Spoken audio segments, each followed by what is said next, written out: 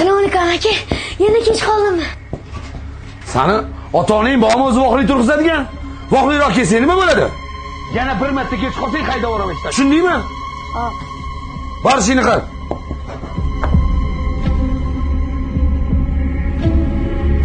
Nonni sotadi odamlarga, tushundingmi? Hop. Nolla bor, kelinglar. Sunolla bor, kelinglar. Oxiri senga shu bolani ulol urmasin de.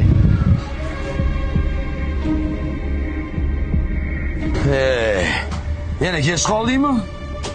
Salladagani siylagan men o'zim ahmoq. Boshqaga kechirim so'rama.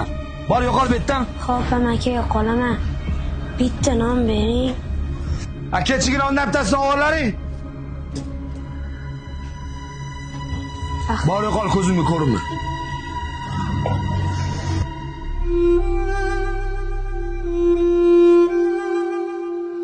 Ha o'g'lim, bugun voqli qaytibsan? Men Xadijon, ertaga non olib kelolmayman, qo'rqaman.